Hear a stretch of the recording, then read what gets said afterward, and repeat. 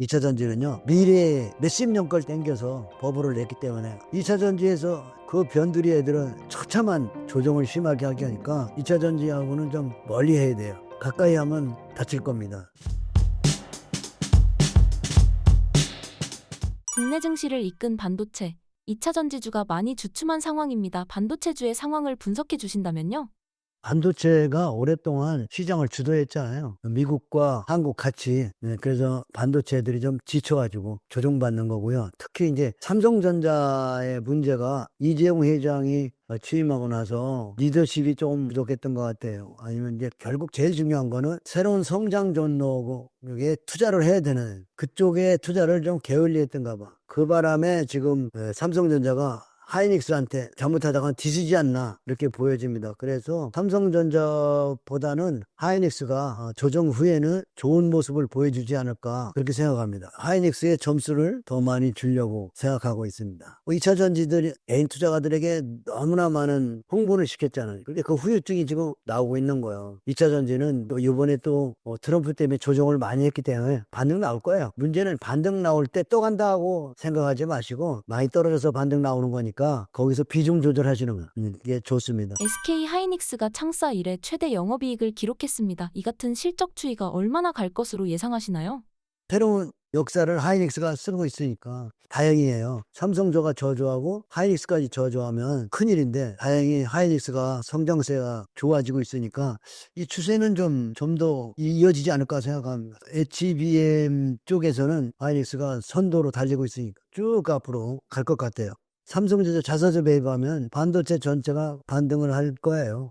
그렇지만 이제 자사주 매입 끝나고 나면 또 반등 이후에 또 조정을 하겠죠. 그러니까 삼성전자는 반등으로 보이고 하이닉스는 적당히 조정하고 나면은 다음 시세가 나지 않을까 생각합니다. SK 하이닉스의 실적은 역대 최고지만 주가는 그에 못 미치고 있습니다. 어떤 이유 때문이라고 보시나요?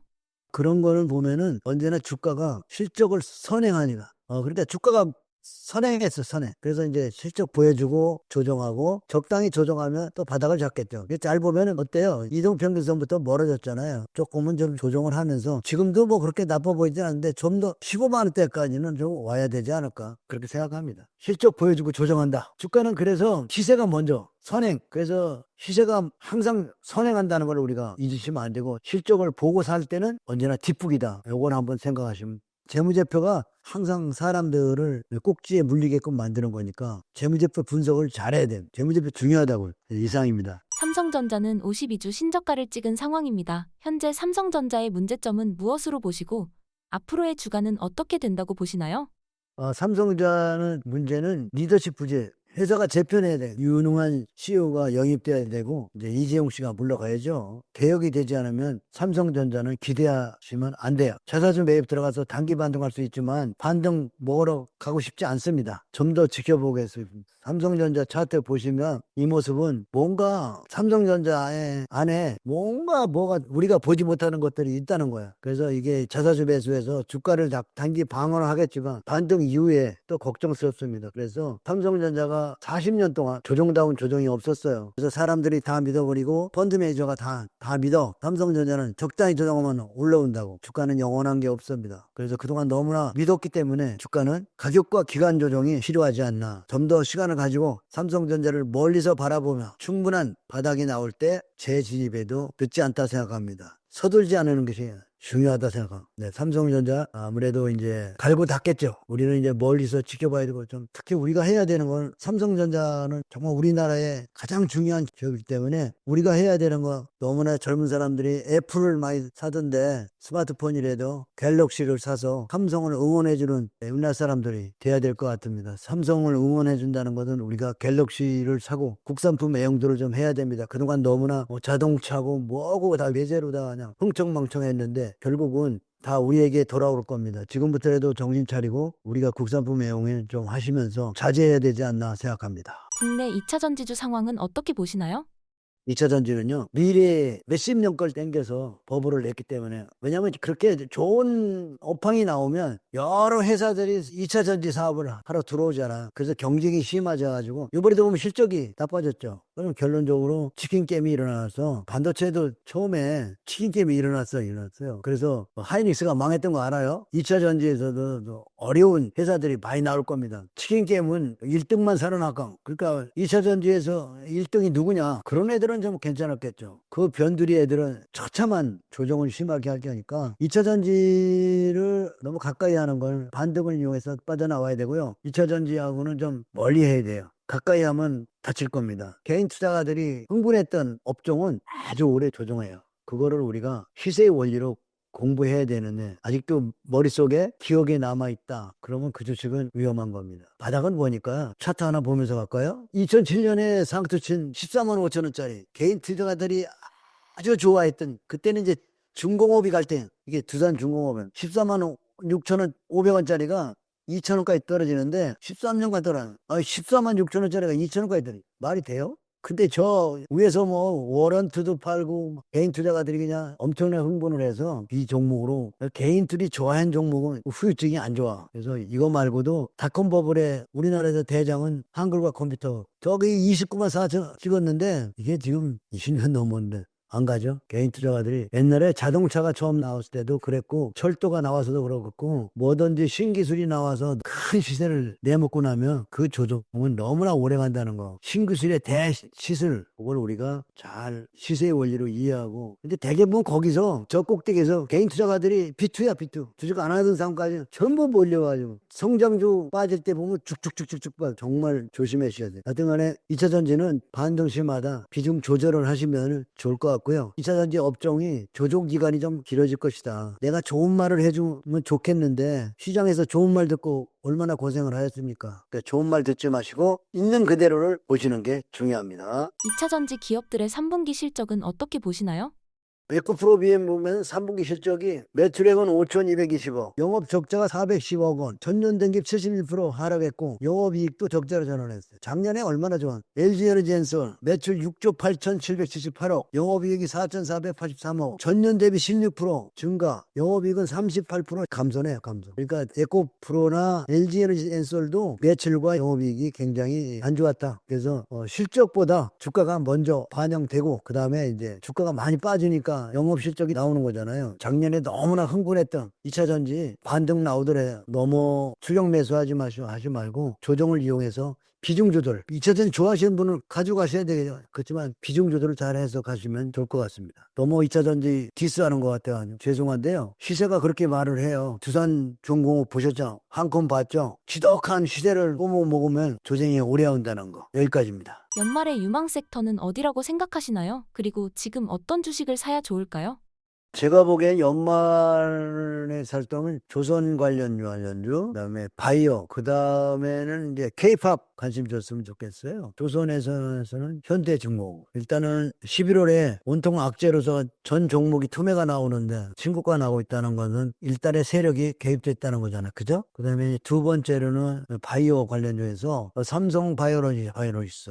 가만히 보면 삼성 바이오 그래서 10월에 신고가 말이 안 되죠. 정말 지수가 지금 저렇게 망가지고 있는데 위에 머물러 있다는 것만 해도 힘이 대단한 거죠. 그래서 삼성 바이오로직스 어떤 사람은 그러대. 한국의 제2의 테슬라 웃자고 한 말이에요. 그 다음에 이제 엔터에서는 JYP, YG엔터 악재 많이 났던 YG엔터. 근데 JYP가 좀 깨끗한 것 같아요. 실적이 좀 아무래도 전에만은 좀 못하지만 실적이 안 돼서 조정받았죠. 네, 그렇지만 개인들이 지독하게 K-팝을 좋아하지는 않잖아요. 있어 보이지가 않아. 있어 보이는 게 위험해. 비트코인도 그랬잖아요. 있어 보이지 않았잖아요. 조선과 바이오, 엔터 그런 섹터를 한번 좀 관심 있게 보셨으면 좋겠습니다. 주식 실패를 하지 않기 위해 대표님께서 해주실 조언이 있다면요?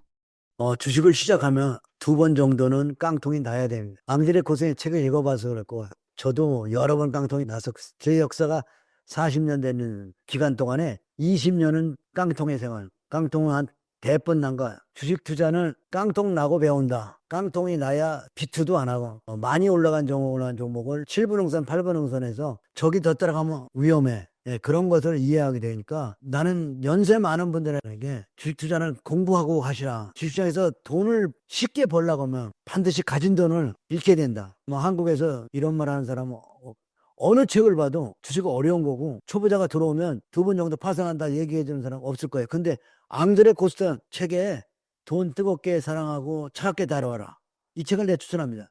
그분이 그런 말을 하셨더라고요. 근데 제가 연구해 보면 지금은 2-3번은 너무 쉽게 나니까 처음부터 돈을 많이 가져오지 말. 나는 그게 제일 안타까워요. 개인 투자가들이 주식시장에 돈을 벌려고 생각하고 막 빚어 갖고 와. 근데 언제 오냐면 그게 고점에 온단 말이에요. 그래서 국가적으로도 엄청 손해냐고 낭비니까 여러분들 주식은 위험한 겁니다. 주식이 위험한 거라는 것을 여러분들이 먼저 공부하시고 그 위험을 어떻게 다룰 것이냐 책을 읽으세요. 부자빠가 이제 유튜브에서 읽어주니까 부자빠가 읽어주는 책들을 유튜브로 듣고 그 다음에 여러분 책 사서 보고 책은 요새 나온 책이 좋은 책이 아니에요. 좋은 책은 아주 고전이에요.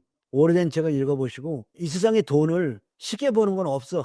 근데 모두 쉽게 버는 얘기예요. 하여튼 책에서 주식을 너무 쉽게 번다는 거. 유튜브에서도 주식으로도 너무 쉽게 번다고 얘기해. 그거 믿으면 안 돼. 그거 들으면 여러분들 배터리 상투 다 잡았잖아요. 왜 잡았어요? 유튜브에서 열심히 배터리 얘기 듣다가 쇠뇌가 돼가지고 떨어지는데 계속 산 거 아니에요. 그래서 저는 개인 투자가들에게 주식이 위험한 거다. 공부하기 전에는 가져갈 수 없다. 이거를 강조하고 개인 투자가들에게 투자의 위험과 가치주의에 대한 거를 설명하고 있습니다. 가치주와 성장주를 구분하기 초보자는 어려울 텐데 성장주는 아주 가치보다 미래의 것을 막 땡겨 올라가는 것이고 가치주는 지금 배당도 많이 주고 자산 가전도 많고 이런 것들을 가치주예요. 근데 가치주는 재미가 없어요. 그 대신 조금씩 올라. 코카콜라 보면 버핏이 가지고 있대 재미없죠. 그렇지만 꼭 조금씩 계속 올라가요. 버핏이 개인 투자가로는 세계 부자잖아요. 그럼 뭐예요? 가치 투자가 천천히 가도 여러분을 부자 만들어준다는 것을 언제 알아? 깡통 2번 나야 알아요. 그 전에는 성장주가 좋아 보이고 맛있어 보이고 빨리 가고 싶고 시장에서 여러분 주식시장 돈을 그렇게 쉽게 벌어가는 게 없고요. 돈 버는 이치를 연구해봐도 돈이 그렇게 쉽게 벌어가는 게 아니에요. 어렵게 벌어가는 거니까 여러분이 그것을 공부하고 주식시장에서 승리자가 되시기 바랍니다. 파이팅 하겠습니다. 과거 주식 실패 이후 성공을 하게 됐을 때 상황을 알려주신다면요.